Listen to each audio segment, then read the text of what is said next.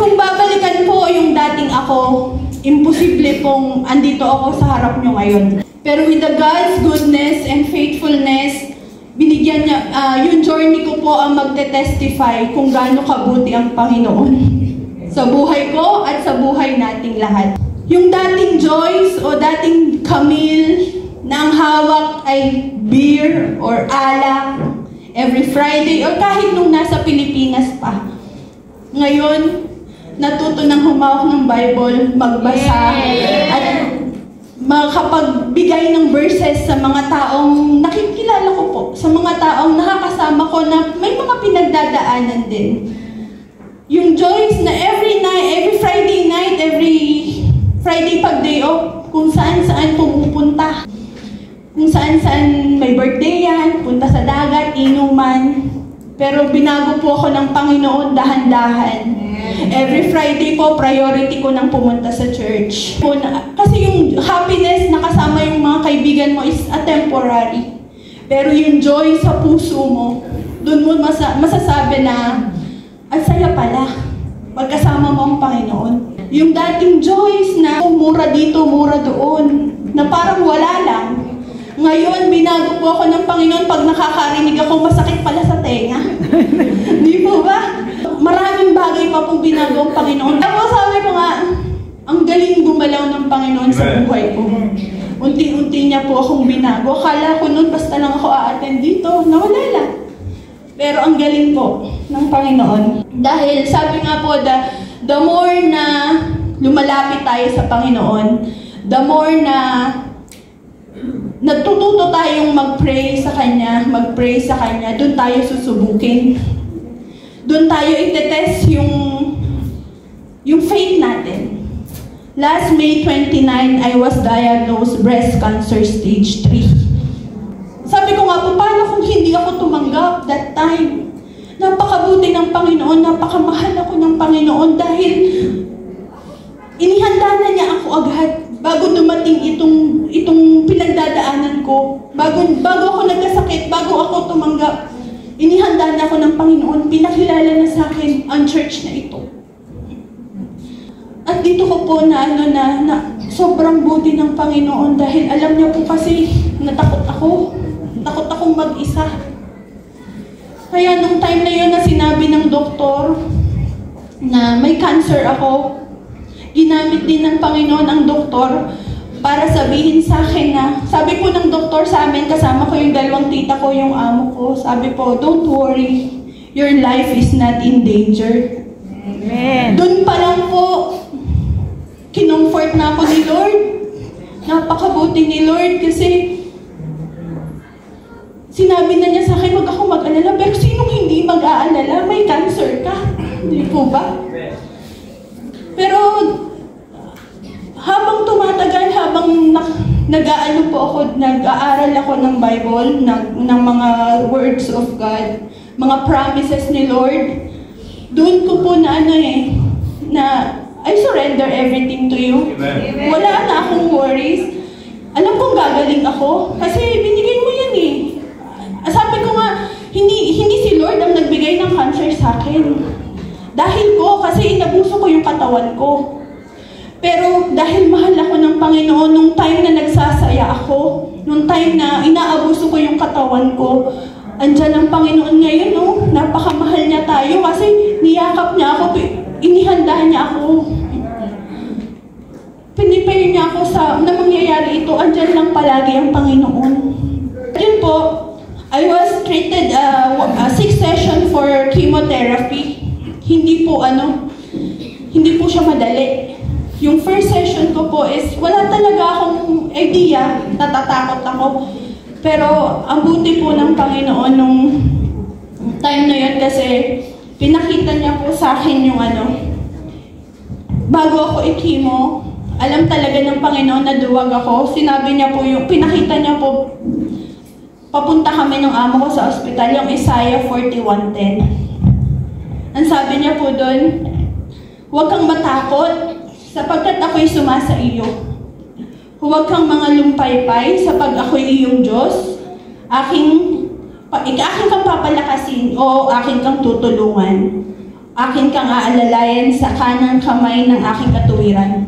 Di po ba, parang that time, huwag ka nang matakot. Alam niyo po yung, bago pa ako matakot, binibigay na ni Lord na huwag kang matakot kasi kasama mo ako. Dito sa laban na to, kasama mo ako.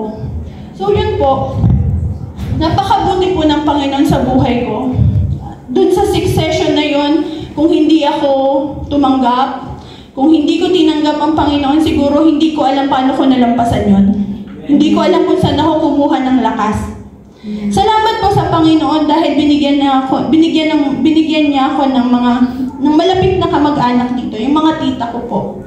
Sinasakripisyo po nila yung mga trabaho nila para samahan ako.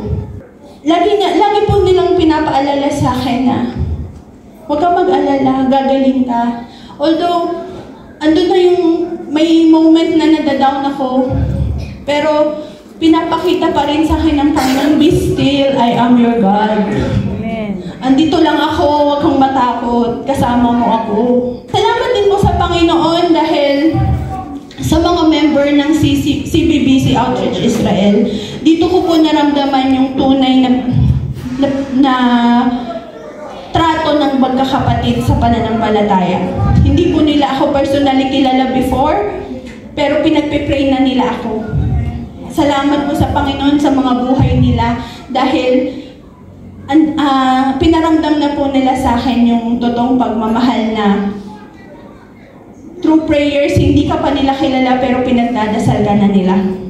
Sobrang salamat din po sa Panginoon dahil biniyayaan din po ako ng maraming kaibigan. Maraming kaibigan na kahit sa saya at sa lungkot, andyan sila. Kasi yung pong session ng treatment ko, sadyang mahirap po eh. Hindi ko may paliwanag kung anong sakit ang masakit. Basta masakit. And then may mga kaibigan po ako na tumatawag sa akin, nagme-message sa akin. Ang laking bagay na po nun. Dahil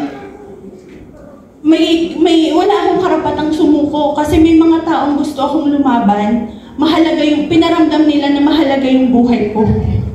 Napakadaming tao na ginamit niya kahit hindi ko kilala personally. 6 months na po akong walang trabaho. Almost 6 months na wala akong trabaho.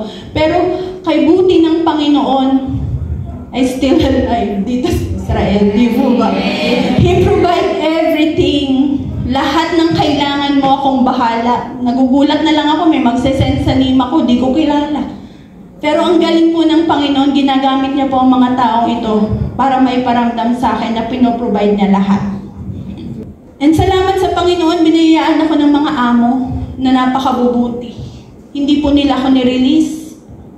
Hanggang ngayon po, nagbabayad siya ng reliever. 350 a day. Di po ba yung iba, isang buwan ka lang aalis?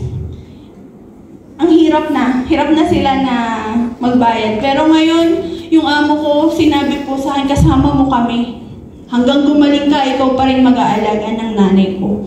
Di po ba, ang galing ng Panginoon, binless niya ako sa mga, alam niyo ba, parang nakaplano na lahat sa Kanya. Na ako, pupunta na lang, susunod na lang ako sa Kanya. Napakagaling din ng Panginoon na pinoprovide niya pangailangan ng pamilya ko sa Pilipinas kahit hindi ako nagpapadala kasi wala akong income. Pero yung kalakasan ng mga magulang ko, ng asawa ko sa Pilipinas, pinagkakaloob po ng Panginoon. And itong journey ko pong ito, Cancer Life, changed my life. Amen. Marami po akong plano na hindi nasunod. Marami akong gusto na hindi ko natupad. Pero palagi po akong naniniwala na everything happened for a reason. Siguro ito po yung God redirection my life. Amen. This is why He's saying na I have better plan for you. Prepare, may maganda akong prepare para sa iyo. Kaya po yun, sa una hindi natin naiintindihan yung plano ni Lord. Pero the more na naniniwala tayo sa Kanya, nagiging malinaw ang lahat. Sabi sa sarili ko, hindi ako mag-i-stick sa ganito. Alam kong ang Panginoon ang gagawa ng paraan para mag-move forward ako, kasama ko siya. Yeah. Hindi tayo mag-i-stay sa sitwasyon na mahihirapan tayo. Kasi alam ng Panginoon kung paano tayo lalabas doon. Kasi kasama natin siya. Kaya sa mga kagaya ko po na may mabigat na pinagdadaanan, na may mga sitwasyon na may mga pagsubok na kinakaharap, always believe na there's a light in the end of the tunnel. Basta maniwala lang po tayo, magkaroon lang po tayo ng pananampalataya sa Kanya. Hindi pa po ako magaling, hindi pa po tapos ang mga procedure ko, pero pinagaling na po ako ng Panginoon. To God be the highest glory po. Yun lang po.